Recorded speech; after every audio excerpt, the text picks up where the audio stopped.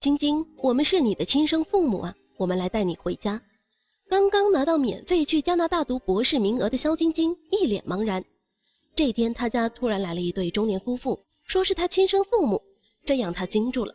难道萧重阳这么多年当爹又当妈，靠扛煤气罐送自己上大学的爸爸不是亲爸爸？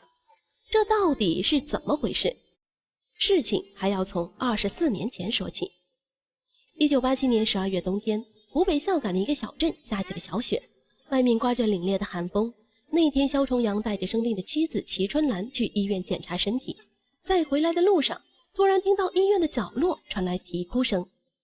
萧家夫妇循着声音找到源头，发现了一名孩子被人丢弃在角落，孩子只裹着一张旧大衣，小脸被冻得发紫。萧重阳跟齐春兰来不及说什么，赶紧抱起孩子，脱下外套给孩子裹上取暖。齐春兰心里还犯嘀咕，是什么父母这么狠心，孩子丢这里，要是没人发现就死了，别人想要都没有。原来这些年齐春兰身体一直不好，无法生育，四处寻医无果，这已经成了她一个心病。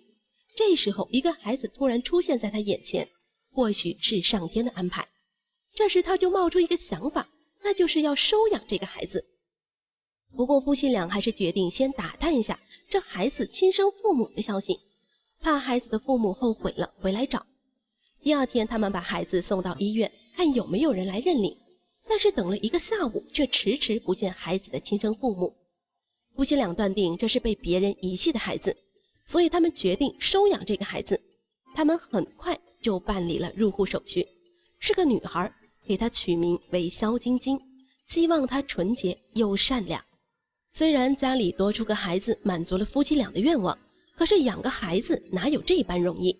他们家庭状况一般，萧重阳以前是当兵的，退伍后在一家工厂上班。齐春兰的身体一直不好，丈夫每个月赚的钱都拿去给妻子看病了，家里几乎都没有什么钱。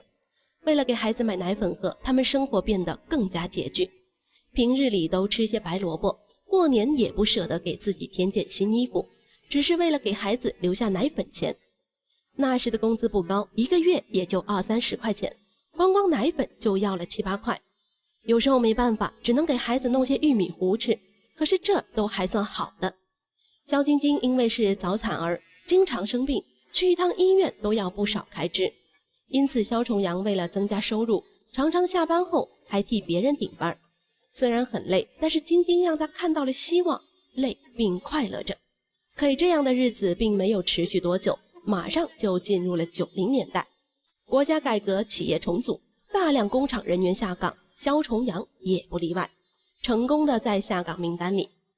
家里唯一的经济来源就这样没了。看着晶晶渐渐长大，开始会开口叫爸爸，萧重阳顾不上面子，干起了拉板车的活。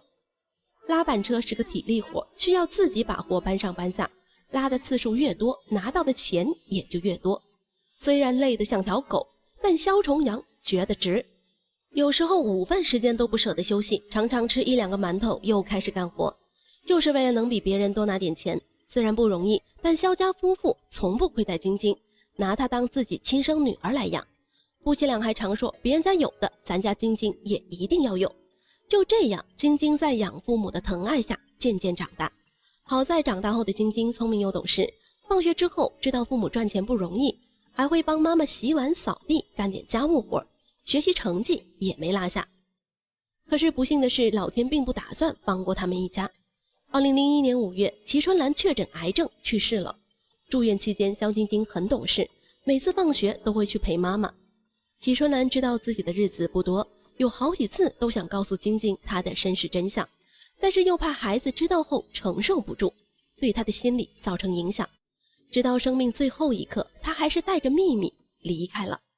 14岁的晶晶又变成没有妈妈的孩子，好在她还有父亲。可是这样一来，父亲的担子就更重了。当时又恰好碰上工作上不稳定，拉板车的活越来越不吃香，干的人多了，赚的也就越来越少。无奈之下，萧重阳又干起了给人换煤气罐的活，每天扛着煤气罐跑上跑下，又脏又累又危险。可是干的人少，赚的就多。为了能够供晶晶上学，他不嫌弃，而萧晶晶也从来不让爸爸失望。母亲齐春兰去世后，他化悲伤为动力，一心扎进学习里。从初中到高中3年一直保持优秀的成绩。2005年8月，肖晶晶更是以优异的成绩考上了985重点大学华中农业大学。2009年大学毕业的她，因优秀的成绩被保送读研究生。2011年，她不仅获得硕士学位，还被保送到加拿大一所学校读博士。当知道女儿要出国留学时，肖重阳流下了欣喜的泪水，觉得这辈子的努力都没有白费，也对得起死去的爱人了。正当他们为这个消息感到高兴时，家里却迎来了不速之客。那天家里突然来了一对中年男女，抓着晶晶就说：“孩子，对不起，对不起，那是真的没办法，妈妈错了。”莫名其妙的语言把晶晶搞得有些不知所措，但肖重阳很快就认出了他们是同镇人，一下子就明白了事情的缘由。虽然肖重阳心里不愿意，但也到了不得不告诉晶晶真相的时候了，这才跟晶晶说明了当年把她捡回来的经过。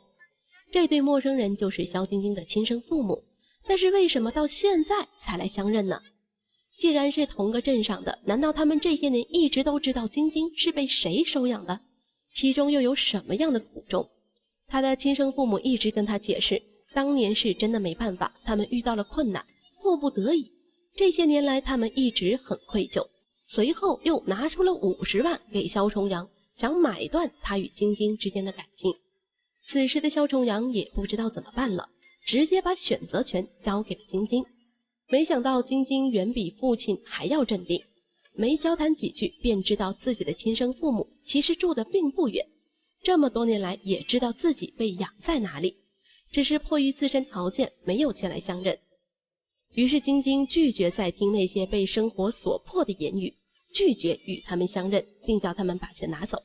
肖晶晶知道，虽然亲生父母给了她生命，但是在他们扔下她的那一刻，就已经亲手将她扼杀了。如果当时肖重阳夫妇没有及时发现，他也就没有今天。他的命是养父养母给的，与亲生父母没有任何关系。肖晶晶表示自己不会离开养父，虽然没有血缘关系，但是20多年的朝夕相处，这份感情已经胜过所有亲情，不能用简单的金钱来衡量。拒绝了亲生父母后，肖晶晶没多久就去了加拿大留学。博士毕业后，她回到了上海工作定居，并跟她相恋的男友结婚，还生了个大胖儿子，同时还把养父接到上海享福，一家人过着幸福的日子。虽然肖晶晶拒绝了亲生父母，但是当姐姐联系到她后，她并没有拒绝，因为这么多年的教育让她做事很有分寸。她跟姐姐见了面，觉得很亲切，所以她很珍惜这段姐妹情，两人一直保持有联系。但让肖晶晶没想到的是，这会给她带来很多的谩骂。2015年，她姐姐参加了一档电视节目《中国梦想秀》，需要亲友助力，姐姐请晶晶去帮忙，她毫不犹豫就答应了。但其实姐姐另有目的，她早就和节目组私下安排，把亲生父母也请到了现场，让他们现场认亲。对此晶晶毫不知情。当姐姐表演完舞蹈后，主持人问她有什么梦想要实现吗？她说想让自己失散多年的妹妹认回双亲，拍一家全家福。晶晶本想婉拒，说我不愿意去接受他们，而是觉得如果我真的相认之后，我会觉得很尴尬。为什么尴尬？告诉我。因为没有感情的两个人，仅仅因为生了我而牵在一起，没有共同语言。不等晶晶说完，主持人上来就道德绑架。你就是你父母生的，你不认同，并不代表他就不是，他们就不是，他们生了你一个连自己父母都不敢认的人。你说你让你的孩子如何面对你呢？其实我觉得我不是不敢认，因为我也有一个儿子。其实我想让我自己的儿子看见妈妈是多么的冷漠和坚定。你看，说不认就不认，对吧？不是是什么呢？你想让儿子看到妈妈的大爱，妈妈的宽容，还是妈妈的纠结和妈妈的狭隘呢？而是让他看见我有一个姐姐。有一个姐姐。对呀，而且我姐姐有一个。孩子如果问，咦，那么你这个姐姐亲生姐姐，她的爸爸妈妈不许的，啪啪，谁让你问的？会吗你 ？OK， 不要去制止孩子的好奇。甚至还大言不惭。所以只有爱能够感染别人，恨与世无关的。所以把你的爱给你陌生的生父生母。难道你可以难受你的亲生父母他们就不可以有为难的时候吗？我相信如果你叫你的亲生父母给你的养父养母知道你叫他们如果不开心的话，我相信养父养母也应该认错，不对，心胸不要那么狭隘。他们能够接受你几十年，难道就不能够接受一句爸爸妈妈吗？最后晶晶无奈直接表明了立场，我不愿意。可主持人并不打算放过他，继续把自己的想法强加在别人的身上。你为什么不愿意呢？因为我认定的父母就是我的养父养母。 OK， 并不影响你叫你的爸爸妈妈。不是，因为在我最需要父母的时候他们没有出现，但是你觉得，而且就在一个镇上 OK， 才几公里而已。对，为什么连看我都没有？好，对不起，成语词典，如果你初三，你一定会知道什么叫难言之隐，有吗？知道吗？这句话，你认为这个世界上有难言之隐吗？有吗？有。有。为什么你不能够原谅你的亲生父母他们的难言之隐呢？这不是原不原谅，而是我心目中，在我20多年里，我真的不知道我会有生父和生母。生命是一种角度，如果你没有这种观点，你永远不可能幸福。如果你想幸福，应该接受。难道叫一声爸爸妈妈对你来说这么难吗？节目最后，在节目组和主持人的强压之下，肖晶晶不得不和亲生父母拍了一张全家福。但晶晶到底愿不愿意，答案已经写在脸上。节目播出后，肖晶晶被推上了风口浪尖，有人说她做得对，也有人说她做得不对，更有人说她无情太狠心，叫声妈妈都不肯。到底是生恩大还是养恩大，肖晶晶有她自己的原则。面对众人的议论，她在微博上表示，不愿意就是不愿意，养大于生是我的原则。坊间有句老话，生而未养，断指可还；生而养之，断头可还；未生而养，百世难还。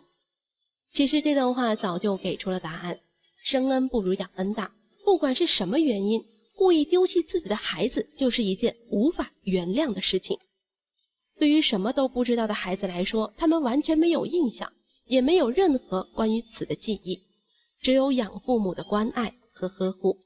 那么对于孩子而言，亲生父母又凭什么在孩子成年之后要求孩子再回到自己的身边呢？当初既然选择了放弃，就要做好不再相识的准备。对此你又是怎么看的呢？欢迎底下留言告诉我。